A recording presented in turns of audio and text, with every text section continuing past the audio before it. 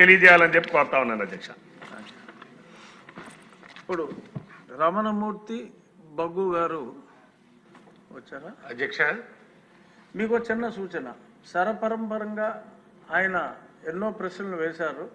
అది కాక వేరే ప్రశ్న ఉంటే మీరు ప్రశ్నించండి క్లుప్తంగా. అధ్యక్ష, ఒక విప్లవాన్ని సృష్టించారు స్వర్గీయ అన్న ఎన్టీ రామారావు గారు. ఈ ఐటీడీఎల్ పెట్టాక అట్టడుగు నుండే ఎవరైతే గిరిజనులు ఉన్నారో వాళ్ళ సంక్షేమానికి అభివృద్ధికి కాంక్షించి ఐటీడీఎల్ పెడితే అప్పుడు ఉమ్మడి శ్రీకాకుళం జిల్లా అయినటువంటి సీతంపేటలో పెట్టడం జరిగింది అధ్యక్ష. ఈ బైఫికేషన్ వచ్చాక, జిల్లా బైఫికేషన్ వచ్చాక శ్రీకాకుళం జిల్లాలో ముఖ్యంగా మా ప్రాంతాలు ఏవైతే పాతపట్నం ఏరియా కానీ, నర్సన్నపేట, అలాగే పలాస నియోజకవర్గాలు, టెక్కలి నియోజకవర్గాలు ఉండే ఎవరైతే గిరిజన గ్రామాలు ఉన్నాయో, నా నియోజకవర్గంలో 38 గ్రామాలు ఉన్నాయి అధ్యక్ష. గిరిజనుల ప్రాంతాలు కొండల పైన ఉన్నాయి.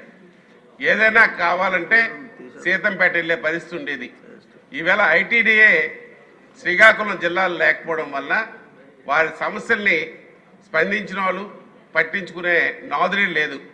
అంతవరకు ఎందుకు శాసనసభ్యులుగా ఐటీడీఏ పీఓ ఫోన్ చేస్తే అటు నుంచి సమాధానం కలిపి వచ్చే పరిస్థితి లేదు.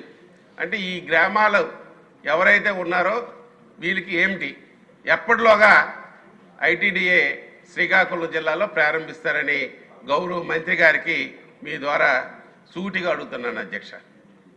Thank you. మంత్రి గారు సమాధానం. అధ్యక్ష, అంటే అయ్యే ప్రశ్నలు ఇంకా రవికుమార్ గారు అడిగా ఇంకా ప్రశ్నలే ఉండవు.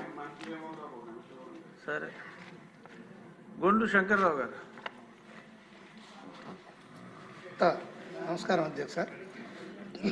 మీ ద్వారా గౌరవ మంత్రి గారికి ఒక విషయం తెలియజేస్తున్నాను అధ్యక్ష. విజయనగరం జిల్లాలో పార్వతీపురం ఐటీడీఏ, శ్రీకాకుళం జిల్లాలో సీతంపేట ఐటీడీఏ. అయితే పాలకొండ మన్యం జిల్లాకి వెళ్ళిపోయినందువల్ల సీతంపేట కూడా పార్వతీపురం కలిపి మన్యం జిల్లాలో ఉంది అధ్యక్ష.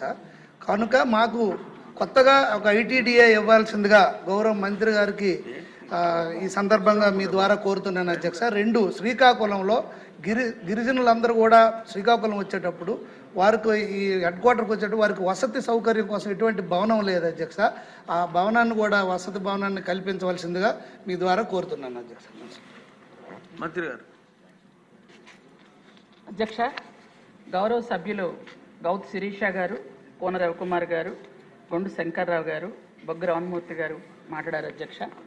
అధ్యక్ష, గౌరవ సభ్యులు చెప్పినట్టుగానే నందమూరి తారక రామారావు గారు ఆ రోజు గిరిజనుల కోసం ఐటీడీఏలు ఏర్పాటు చేయడం జరిగింది అధ్యక్ష.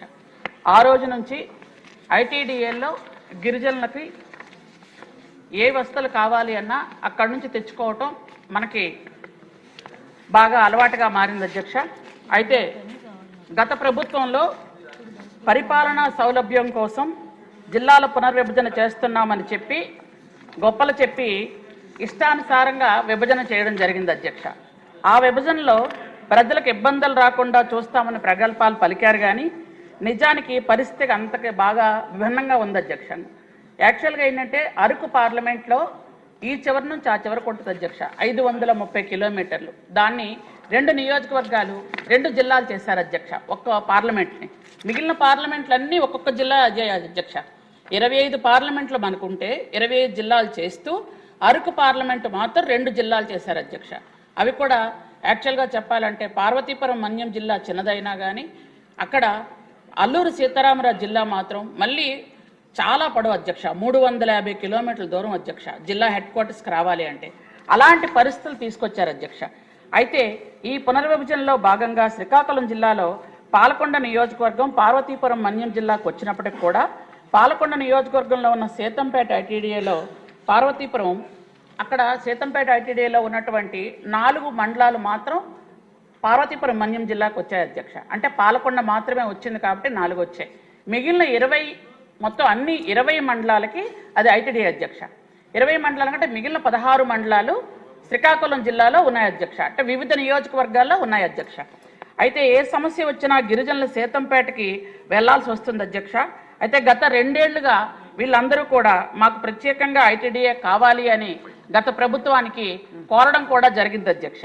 అయితే మిలియాపుట్లో ఐటీడీఏ ఏర్పాటు చేయాలని అప్పటి సభ్యులు రెడ్డి శాంతి గారు, అలాగే మందసలో ఏర్పాటు చేయాలని సేదర్ అప్పలరాజు గారు ఇద్దరు కూడా దెబ్బలాడుకుంటూ దాన్ని ఎక్కడా పెట్టనివ్వకుండా ఆపుకున్నారు అధ్యక్ష.